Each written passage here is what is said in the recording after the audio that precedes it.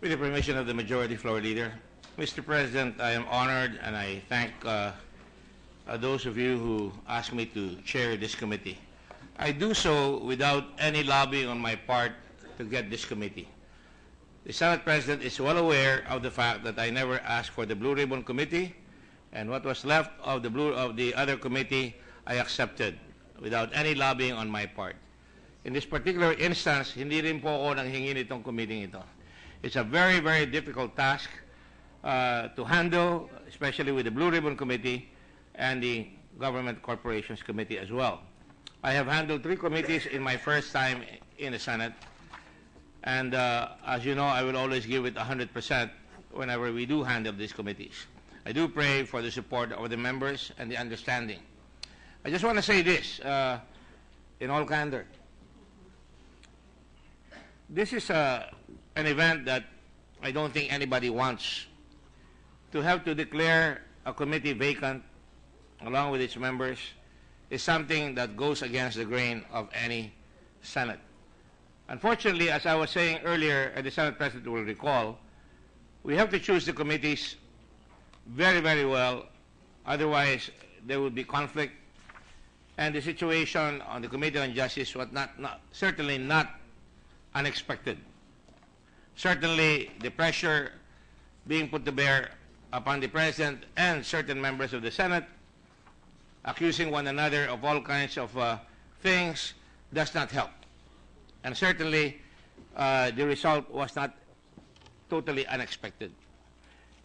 I'd like to bring to this committee, therefore, an objective investigation of whatever is brought before the plate or whatever laws we have to sponsor or meetings that we have to go. Certainly, a lot of consultation will have to be made. I voted reluctantly for this as well, but I voted with a clear conscience. And you know me, Mr. President, I do not vote half-heartedly. When I make a decision, I go for it on all fours. And precisely because of that, I did not want a situation where we would be second-guessing what was going to happen next in the committee.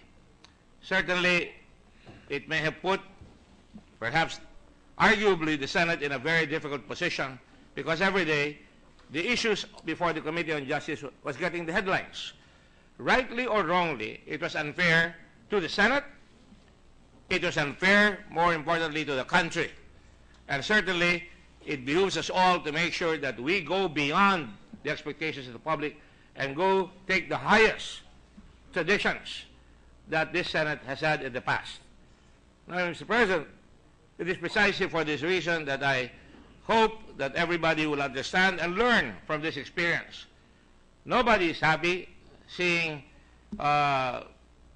senators being displaced from their committees, let alone the person involved. And we commiserate. But, you know, the situation in the country is very fluid right now, and there are many things coming out in the woodwork.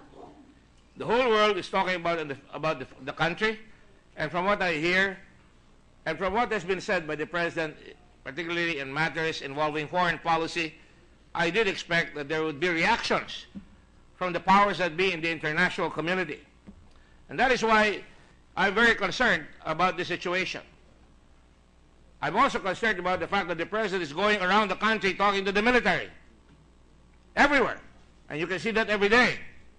And perhaps he is very concerned about the situation in the country having a war on drugs and a war on terrorism. If all the members of this Senate listened to the privileged speech of this representation the other week, I never threatened to come up and say we were going to declare a suspension of the writ of habeas corpus. Precisely because of that, I merely came out to this conclusion, Mr. President, because I fear the consequences, because I didn't want the Senate polarized. In the first place, Mr. President, you already have a situation because everybody is saying you cannot have an objective result from combatants. And there are combatants here from the executive and from the legislation.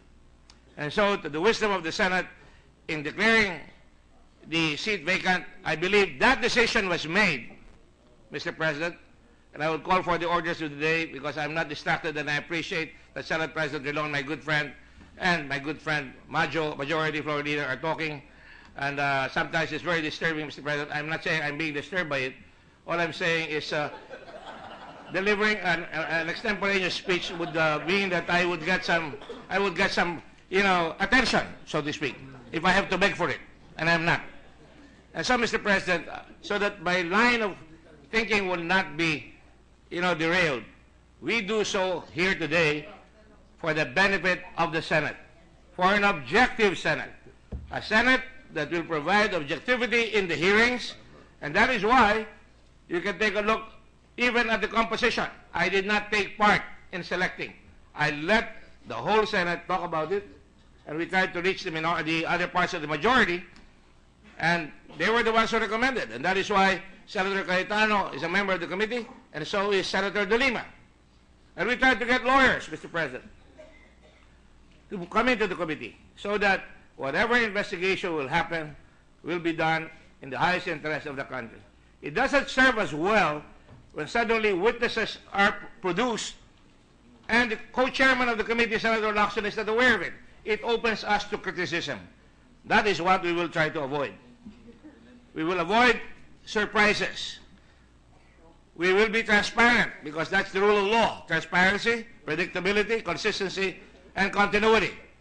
And that is why, Mr. President, while I do so reluctantly, I do not shirk at the responsibility.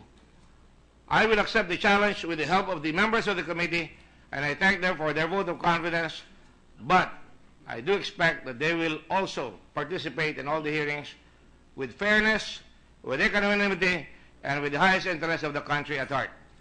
And even if some of them will be talking, I'm sure they will be talking not out of turn, but they were talking about the issues of the day, and hope that that will be translated in the decisions that we're going to make in the future. Thank you very much, colleagues, and thank you very much, Mr. President. Thank you, Senator Gordon.